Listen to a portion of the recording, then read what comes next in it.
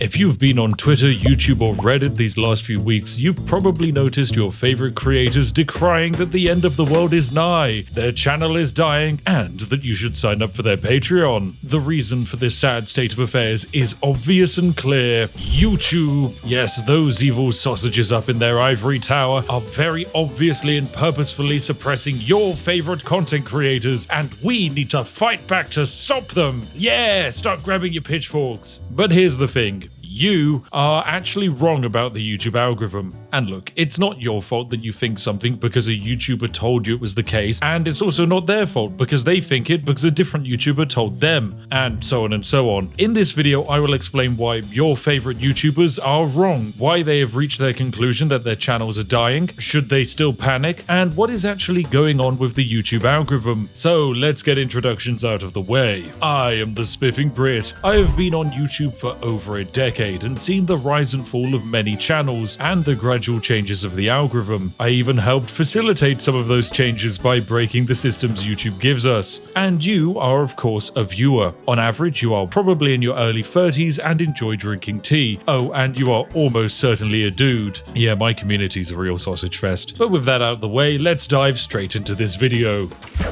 So in the last few weeks, creators have been making a lot of fuss about their channels dying. I would say this trend hit mainstream with this Linus Tech Tips video titled "Our Views Are Down." In this video, Linus and his handsome co-star discuss that their most recent uploads have performed well below their expectations and averages, in some cases getting 50% less views than normal. This is of course pretty bad for business, and would set off alarm bells for anyone. If it was just one or two videos being off, then it's easy to move past, but in a world that feels more stressful, with more pressure than ever to financially provide for others, then yes, Linus actually has to take more time to worry about if his channel is actually dying. It's honestly a good and interesting video that shows how experienced a creator Linus is. He acknowledges this isn't the first dip he's seen in his channel, and he knows that it probably won't be his last. Most of his concerns come from a perspective of an employer. He talks about how less views on the channel will affect his potential earnings, and how he might need to adapt for changes in the algorithm. However, this video makes the mistake of not being hyperbolic enough. Quite frankly, it's too boring to the average viewer. After all, it's titled "Our Views Are Down," not "YouTube is crushing our viewership." Oh my, how did that video get here? This is a video from Second Wind, a channel set up by some truly incredible creatives and industry veterans. Zero Punctuation, and now fully Ramblematic, has been a series that has run for generations, and I personally adore the eloquence used in these videos to describe whatever AAA gaming slop has just been released. However, this video is quite frankly terrible. Let me of course preface this by saying that I am a creator, and the people behind this video are also creators who I respect. I like their work, I'm not criticizing them as people, just that this video here is bad. And we'll get to why later, but first, what are their actual complaints? In the video, Yahtzee explains that their most recent videos are not performing well in comparison to previous ones. The reason is not the videos themselves, it's actually something entirely different. They believe that it is because YouTube is not actually serving the videos, and it's all thanks to this thing here, YouTube restricted mode. According to this video, if you turn it on, content that could potentially be mature is not shown, and so most creators will have several of their videos not visible to people using YouTube in restricted mode. This obviously justifies the 10 to 30% drop in viewership that Second Wind are currently experiencing with their latest releases, but that's pretty much the gist of the video, so they plug their Patreon as all good indie creators should do and call it a day. But it turns out they weren't the only people noticing a view drop.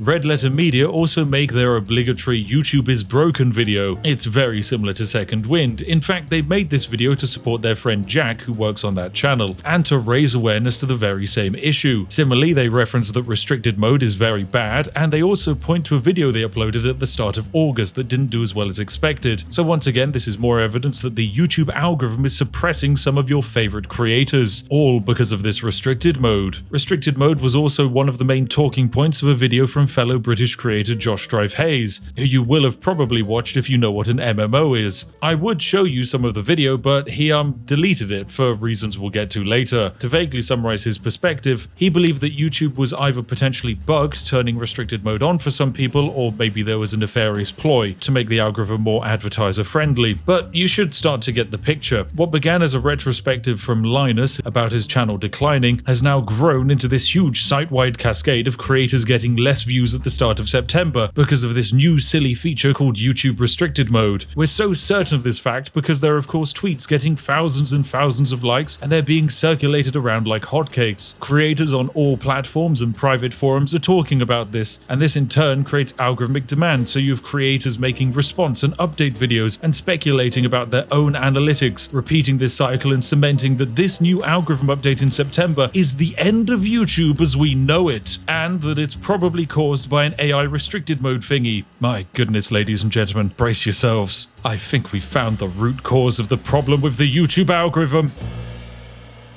So yes, some of you might have seen this coming. It's not actually restricted mode. The thing I've seen most creators blame is not even remotely the cause for downturn in viewers. For a start, I don't even think most people know what restricted mode is. It's a feature that wasn't added in September. It's a feature that wasn't even added in August. It's been a part of YouTube since probably before you started using the platform. It's a feature that exists to restrict potentially mature content from being shown. Its sole purpose is so that places like schools and libraries can have access to YouTube without the fear that a child is watching a GTA 5 Let's Play, because the game is technically for adults. It's not perfect, there's definitely a lot of videos that slip through the cracks, but it's a good enough change to make a very big platform slightly safer for kids. In 2017, restricted mode accounted for a mere 1.5% of views on the platform, and I honestly expect this number to be even lower now, as it's really not a popular feature. Restricted mode is not the cause for less views, because it has not in any way changed. The people still using restricted mode will make up only a tiny fraction of anyone's active viewer base. There is no possible way that 30% of viewers for Second Wind are now in restricted mode, when probably less than 1% of their entire viewer base might have ever used it at any point. No, it's not restricted mode, and no, YouTube is not secretly switching accounts into restricted mode to kill your favorite creators. The YouTube algorithm exists with one purpose: to keep you watching. If they think the best video for you to watch is adult themed, then that's what it will recommend, because it wants you to watch so that you can get served adverts. A business as large as YouTube will not shoot itself in the foot by cutting off Linus Tech Tips from the Magic Money Tree because they believe 1/5 of his videos might be too mature for a child. The algorithm will only ever kill a channel, so to speak, if it genuinely can't find anyone interested in watching that video. And given how big the internet is and how much YouTube is continuously growing year on year, I think that would be quite an achievement. But I won't argue that views aren't down for these creators. All of these creators are concerned about a genuine thing that is affecting their channel. So no, I won't lie and say that your channel is actually performing at the exact same level as it was 2 months ago, but you're probably lying to yourself and your audience if you're blaming restricted mode. I mean, even in the videos creators made exposing restricted mode, they would still have videos that performed incredibly well that were actually hidden in restricted mode. Surely if it's hidden, the algorithm would mean it performs well below your average. But of course, thanks to everyone blaming restricted mode, these clear obvious points were missed, as it's so easy to blame YouTube, which makes sense because we see YouTube regularly age restrict, demonetize and copyright take down channels. This means that creators live in fear that they might be next, and so when they think their works are being suppressed, oh, they'll be angry. Of course, we can't hold it against the creators, and you definitely shouldn't go and be mean to them. After all, when they made their complaints and YouTube responded, they didn't listen. This is because they don't trust YouTube and any public source that comes from them, because, well, they're an inconsistent mega corporation. They tell you you're getting a human review, and let's be real, it probably isn't. YouTubers mostly trust each other, and so explanations that the algorithm is actually suppressing them, and then examples of data that go alongside it, feed into cycles that can scale to hyperbolic levels like this. Most creators don't even claim to be experts about the algorithm. I think Mike and Jay in the Red Letter Media videos say they don't know anything about YouTube probably about 5 times. After all, they're creators whose passion is for making videos, not sitting down and analyzing years worth of spreadsheets. We can fault them for being wrong about what they said, but we can't fault these people for being concerned. Fans and creators are raising their voices to defend their favorite content providers. They just don't exactly know what they're fighting against, only that they're fighting for what's good, their favorite creators. So if someone says it's restricted mode, then it's probably restricted mode, and until someone with a big enough stick in the game says otherwise, that's going to be the prevailing narrative. And hello, here I am, the self-proclaimed king of the algorithm, waving my big stick and telling you to put down the pitchforks. So now what? Who on earth do we blame?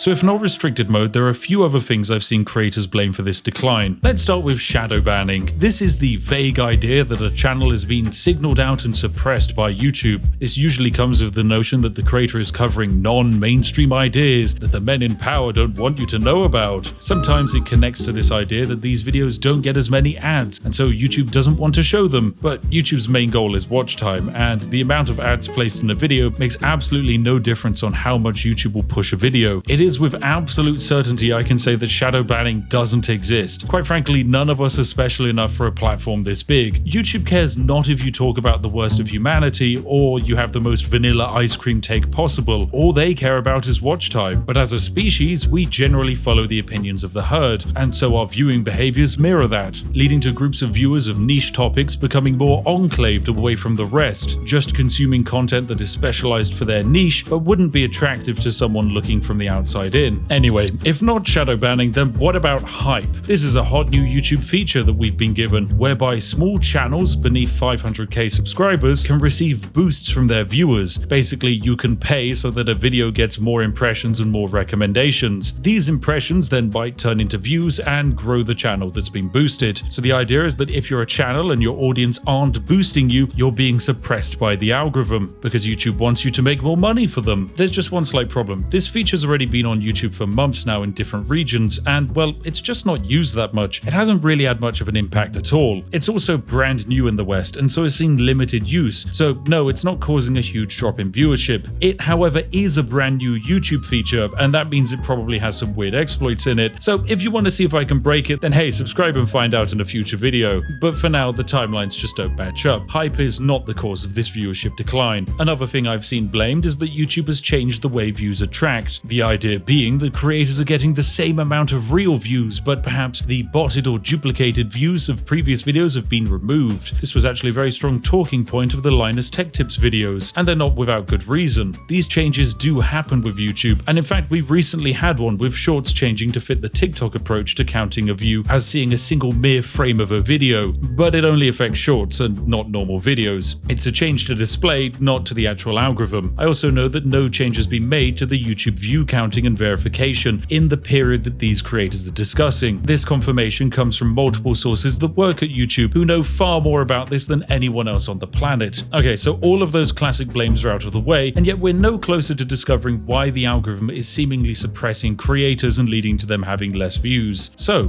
what do we have to blame instead? Yes, welcome to the great rug pull of this episode, where I reveal that you, the viewer, were the villain all along. It might seem hard to take in if you're a creator or just an audience member, but ultimately the reason videos get views is because people watch them. Videos don't get views if people don't watch them. It really is as simple as that. The weird nebulous YouTube algorithm doesn't decide who gets a view, you do. The reason views are 10% lower on one fully ramblomatic video than another are the exact same as the reason why views might be 50% higher on a different one. A different amount of human beings, for whatever reason, chose to watch or not watch that video. So instead of asking why YouTube is giving a video less views, instead take a look at what actually provides the views. You know, your own audience? And there are hundreds of reasons why someone who watched a previous video might not watch the next one that gets recommended to them from the same creator. In the case of Fully Ramblomatic, I will always go out of my way to watch one of their videos covering a game that I'm interested in, like Sid Meier's Pirates. It's a game I have a lot of happy nostalgia for, but a game like Ninja Gaiden just doesn't interest me at all. Sure, I might have watched the video if I had time, but I've been busy over the summer, so that means I had less time to watch videos, so I had to narrow down the creators I was watching to just the ones who I know will be able to deliver a video that I'm looking for. Audiences are fickle and not loyal. We like to think that we care strongly about everything online, but in reality we cling on to and discard topics and creators at a blistering pace. A channel doesn't exist in a vacuum. Neither does a video. This entire platform is a living, breathing ecosystem with so many different moving parts. By all means, a creator can make a better video, but whether it gets more or less views is much more determined by external modifiers. But this particular time frame of early August and the start of September that creators are complaining about is quite interesting. It's a very intense period of time, especially when you realize that most new creators get their first break over the holiday. This is often because they're actually having time off from work or school, allowing them to basically go semi-full-time and create better videos, leading to even more competition in the communities that they provide for. In 2010, there were hundreds of creators making content like this. And now in 2025, you can have thousands of creators making incredible, groundbreaking videos that are better than ever, uploaded every single day of the week. The bar for competition has certainly been raised. So yes, the audience is definitely the thing we should be looking at. And what better way to demonstrate a rapid movement of an audience than with a good bit of drama. A few weeks ago, the entire gaming landscape was covered in Pirate Software drama videos. Even if you'd never heard of him or seen any of his content before, you definitely got to know about the drama by the end of it. Everyone had to have an opinion, of course, and everyone had to be involved and draw battle lines. It was a real fight that felt quite thrilling to be a part of, I'm sure. Streamers were making comments and getting viral clips, people were poking fun at each other, drama channels were churning out shocking new updates, declaring that his career was going to be over, he was finished. Oh, it was so exciting. I bet it felt great to nod in agreement with your friends when you all agreed that this creator is just the worst person in the world.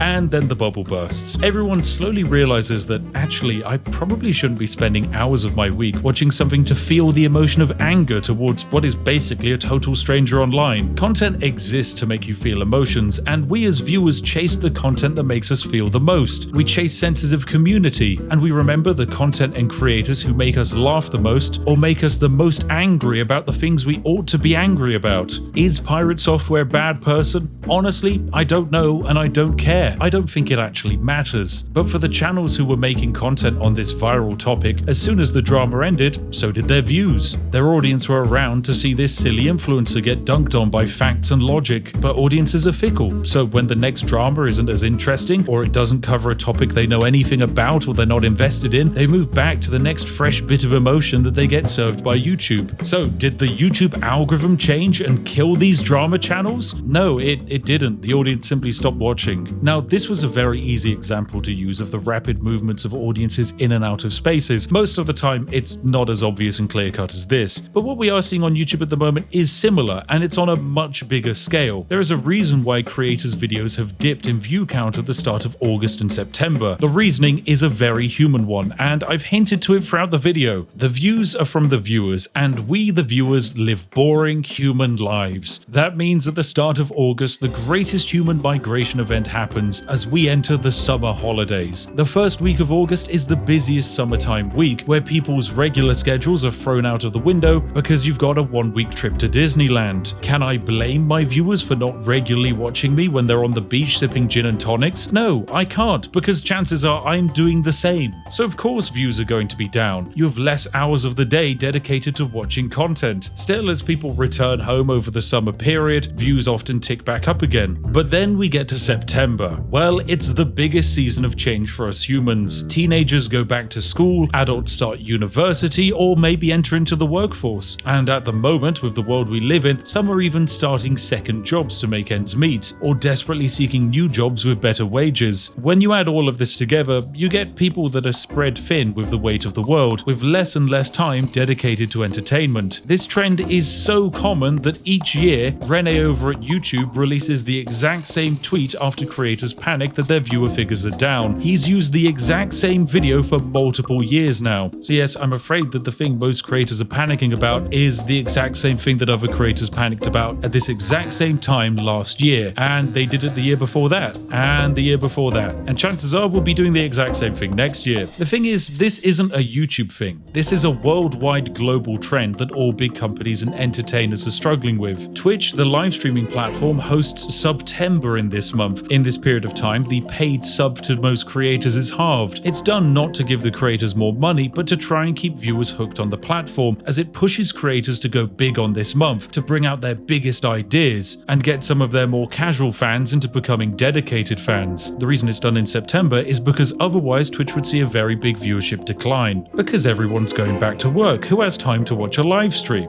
But it's not just Twitch. The media industry in particular have been struggling with this topic for years. How do we deal with audiences not going to the cinema for a regular 7 out of 10 film? How do we sell an okay video game in a world of hyperinflation? And the answer most companies appear to have settled on is that you have to make everything seem like the most important thing in the world that promises to provide value to the viewer with the limited amount of time and money they have. So when big companies are scrambling to manufacture the strongest emotions and grab the most attention, creators are almost expected to do the same. We're not just competing with other creators, we're competing with other entertainment platforms. We're competing with the free time human beings have. There's a reason why the creators affected by the view drops are well established, generally with years on the platform and many videos. There's a reason why channels that recently changed styles, formats, or just started taking off are doing completely fine. Viewers want something new, fresh, and worth their time. You could spend weeks constantly chasing trends like Mr. Beast, always building up your ideas, making them bigger, being on top of the next talking point, but then you have to lose a lot of your creative identity. Is it worth it to bend over backwards to get attention and lose who you are along the way? I don't look at someone like Mr. Beast and see someone who's happy with the content they make. I see someone who is happy with how it performed, and that's just not how I like to make my content. Holding attention is the aim of the game, and it's one of the main reasons why so many bits of media you've seen are getting spread out over multiple months in order to maximize the subscriptions people have to maintain. Why release the hit new Wednesday TV show all in one go when you can double your subscription revenue? I do feel bad for the creators who are throwing stones at the smoke monster known as the YouTube algorithm, because it's just not to blame. I do hope that they can find some solace in the fact that they're not alone and that they've not actually done anything wrong. The most important part of YouTube actually comes up at the end of Linus's follow-up video called Here's Why Our Views Dropped. He reaches the conclusion that YouTube is about creating and having fun, and provided you're doing that, you're doing the right thing. The wrong thing is when you're creating and you're not enjoying what you're doing. This last month has been one of the lowest in terms of views for my channel in many years. I genuinely don't care. I'm here for the love of the game and to keep people entertained by breaking games and algorithms. If you're interested in something I'm doing, then I hope you watch along and laugh. But if you're not interested in it, then that's perfectly fine. I don't expect you to watch every video I make. I can try and make you more interested by chasing trends or make everything feel like the world is ending and that you need to desperately watch this video before you die. But in a world where you're probably more stressed than ever, I think it's important to take a step back and stop watching. Maybe just enjoy the world a bit. A wise man once said, "You always own the option of having no opinion. There is never any need to get worked up or to trouble your soul about things you can't control. There are things not asking to be judged by you. Leave them alone." The wise man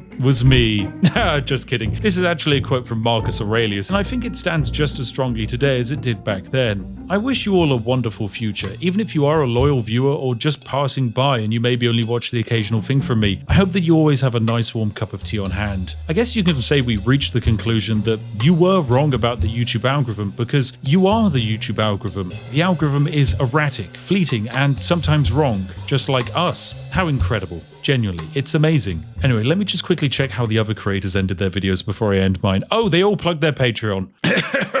Hey, you viewers, I love you, and because of that, you should 100% give me money on my Patreon, or become a channel member, or buy my merch, or just super chat me your money. If you like this channel and you've enjoyed it at all, you owe me all of your money and your firstborn child. This is not emotional manipulation, it's just straight business, baby. And my corgi wants new sweets, so you best fork out your wallet. Okay, that should have probably done the trick. Also, don't get me wrong, I don't think YouTube is perfect, or the way that the algorithm works is perfect. There are many worthwhile complaints, and I hope to cover all of them in a later video. So if you as a creator or a viewer have issue with a feature on YouTube, then genuinely let me know. I have a ridiculously sized list that one day will see the light of day, and you can add to it. Right, that's it. Video's over. You can get out of here now. And if you are a creator and have a differing opinion, I'm happy to argue with you in the comment section, because yes, I have a stupid amount of data to back up all of my arguments and enough contacts with YouTube to provide me with the scoop. So, cheerio chums, see you in the next one.